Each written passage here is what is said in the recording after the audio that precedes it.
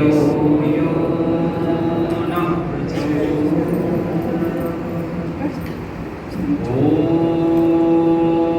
ॐ पावकानः सरस्वती वाजेभिर्वाजनीवति यज्ञं वष्टो धिया।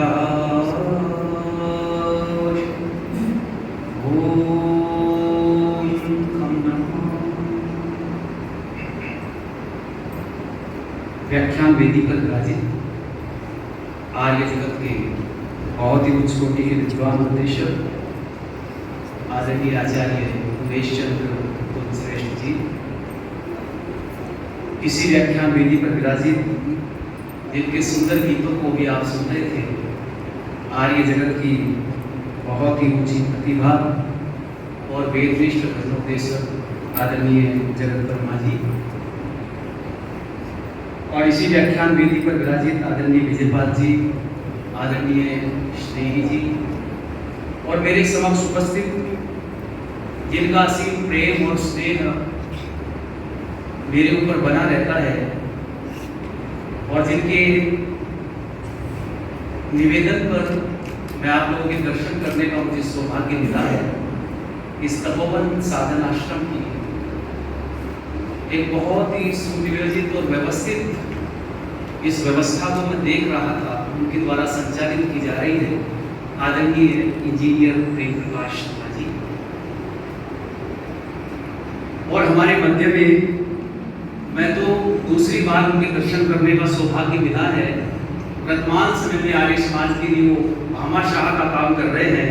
आदरणीय हमारे विजय गोयल जी, एक बार जोरदार तक से आप ऐसे अच्छे और श्रेष्ठ व्यक्ति आर्य समाज के साथ जुड़े हैं और जिनका सीम स्नेह लगातार मुझे जब से मैं देहरादून की इस पावन भूमि पर आया हूँ, आज मैं आप लोगों के बीच यहाँ उपस्थित हूँ, तो मुझे खोजने का और ढूंढने का एक ऐसा श्रेष्ठ कार्य में कह लो कोई निशक्ति नहीं होगी। वो इस कार्यक्रम को सुनने के लिए भी यहाँ उपस्थित हुए हैं।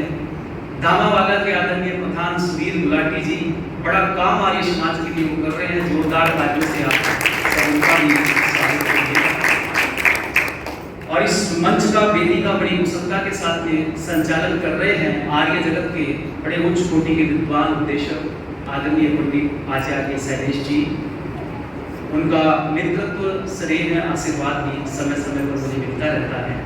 समक्ष बैठे हुए सभी आदरणीय अग्रज आशीष दाता बुजुर्गों, नौजवान साथियों, मुझे सत्कार की योग्य वंदनीय मातृशक्ति, और इस कार्यक्रम में जो यज्ञ की ब्रह्मा की भूमिका में हमारे बीच उपस्थिति हुई है आदरणीय आचार्य प्रेमप्रभा जी, उनकी सभी ब्रह्मचारिणियां, मातृशक्ति और प्यारे बच्चों, बहुत सुंदर गीत अभी आप लोगों ने सुने।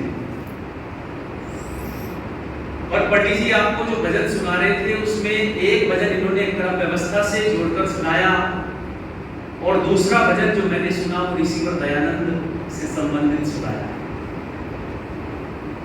आज का जो विषय हमारा पंपलेट में छपा था वो भी आर्य समाज और ऋषि दयानंद को लेकर के हमको बोलने का आदेश हुआ। बंधुओं में इसी विषय को लेकर के थोड़ा सा आगे बढ़ रहा हूँ। आपकी दृष्टि चाहूंगा कि दुनिया के लोगों, यदि आर्य समाज का नाम आता है तो ऋषि दयानंद स्वतः याद आ जाते हैं। और ऋषिवर देव दयानंद और आर्य समाज, ये अगर दोनों ना होते तो मैं समझता हूं कि देश को आजादी मिलने में भी बहुत और संघर्ष करना पड़ता और ज्यादा समय लग जाता।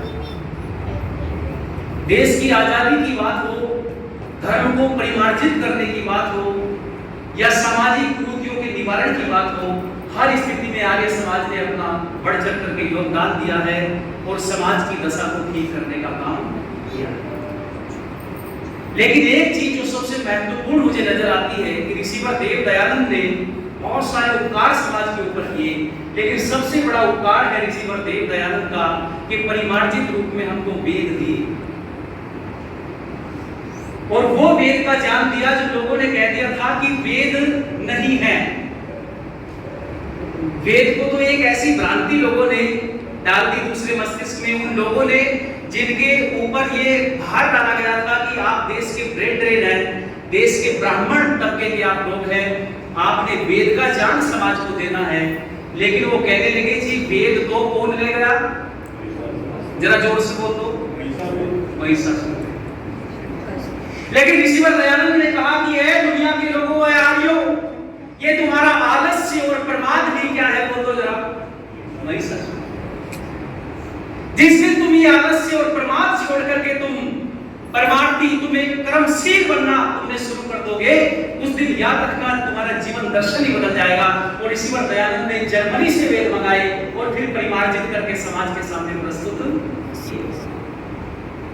और एक बहुत बड़ी भ्रांति आज मैं आर्य समाज, क्योंकि मैं आप लोगों को वो इतिहास नहीं बताना चाहता, इतिहास बताने में मैं समय ज्यादा खर्च नहीं करना चाहता, लेकिन इतिहास को थोड़ा सा बताते हुए वर्तमान परिप्रेक्ष्य में चर्चा आपसे करना चाहता हूं, क्योंकि इतिहास जो होता है वो सीखने के लिए है। इतिहास से हम सीखें और वर्तमान को सुधारें और आने वाले समय में कैसे हम अपनी पीढ़ियों को अच्छा बना सकते हैं, कैसे आर्यत्व हमारे जीवन में आए और किस मार्ग पर चल करके हम पाखंड अविद्या से बचें। एक बात कहकर के मैं थोड़ा सा आगे बढ़ रहा हूं। जिस समय 1875 में आर्य समाज की स्थापना हुई तो लोगों ने ऋषिवर दयानंद से प्रश्न किया था कि ऋषिवर, आर्य समाज तो बन गया, पर आर्य समाज का उद्देश्य क्या होना चाहिए। ऋषिवर दयानंद के मन मस्तिष्क में उस समय क्या चल रहा था, तो भारत सरकार ने एक पुस्तक छापी है, बहुत पुरानी पुस्तक है, उसका नाम है दयानंद, सेंट्रल गवर्नमेंट की लाइब्रेरी में भी है दिल्ली में। उसकी प्रतियां भी यदि आप लोगों ने पढ़ी हो तो आप देखिएगा उस पुस्तक को पढ़ के। 1875 में ऋषिवर दयानंद से सदस्यों ने सवाल किया, क्योंकि आर्य समाज बन गया, सदस्य बन गए, वो कहने लगे आर्य समाज तो बन गया, जिसका उद्देश्य क्या था। तो ऋषिवर दयानंद ने बोला था कि एक आक्रामक आंदोलन चलाया जाए। मैं जो का शब्द कोट कर रहा हूं, एक आक्रामक आंदोलन चलाया जाए जिसका उद्देश्य राष्ट्रीय भावना का विकास करना, सामाजिक कुरीतियों का निवारण करना और धर्म को उसकी वास्तविक स्थिति में प्रतिष्ठित करना। अब देखो ऋषिवर दयानंद के मस्तिष्क में उस समय, क्योंकि वो समय अंग्रेजों के काल का समय था, अंग्रेज शासन कर रहे थे भारत देश के ऊपर, और ऋषिवर दयानंद जानते थे कि राष्ट्रीय भावना जब तक जन जन के अंदर नहीं आएगी, राष्ट्रीय भावना जब लोगों के हृदय में नहीं बैठेगी, तब तक देश गुलामी की बेड़ियों में रहेगा और धर्म का कार्य तो हो नहीं सकता, क्योंकि लोगों को स्वतंत्र रूप से अपनी बात कहने का भी अधिकार होता है। अरे बात कहना तो बहुत दूर की बात है, यदि 4 लोग 5 लोग इकट्ठे हो गए तो उनको पकड़ करके जेल के अंदर डाल दिया जाता था। अपनी बात कहना तो बहुत दूर की बात है, लोगों इकट्ठे होने पर भी बहुत बड़ी पाबंदी थी।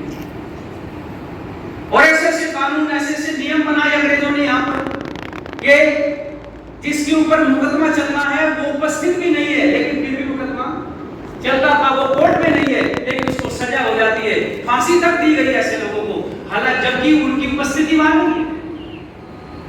तो उस अंग्रेजी काल में राष्ट्रीय भावना की बात करना कितने बड़े आत्मबल का काम होगा लोगों। और ऋषिवर दयानंद ने राष्ट्रीय भावना के लिए सत्याग्रह प्रकाश में लिखा दिया। क्या लिखा है सत्याग्रह प्रकाश में ऋषिवर दयानंद, क्या कहते हैं आप जरा पढ़ना उठा करके सत्याग्रह प्रकाश। ऋषि कहते हैं कोई कितना ही करे लेकिन जो स्वदेशीय राज्य होता है वो सर्वोपरि उत्तम होता है, अथवा मत मतांतर के आग्रह रहित, पक्षपात से शून्य, अपने और पराये के पक्षपात शून्य, पिता और माता के समान प्रजा पर कृपा, न्याय और दया के समान भी विदेशियों का राज्य पूर्ण सुखदायक। देखो कितनी सारी बात, मत मतांतर के आग्रह से रहित, पक्षपात शून्य, पिता माता के समान कृपा, न्याय और दया हो, तब भी विदेशियों का राज्य पूर्ण सुखदायक। बोलो नहीं होता। अच्छा, अंग्रेजों के काल में इतनी बड़ी बात लिखना, इतनी बड़ी बात कहना, ये तो बहुत बड़ी क्रांति का सूचक है। और ऋषिवर दयानंद ने इसी क्रांति के लिए, मैं बार बार चिल्ला करके लोगों से कहता हूं सभाओं के अंदर कि आर्य समाज चेले और चेलिया बनाने का संगठन नहीं है। आर्य समाज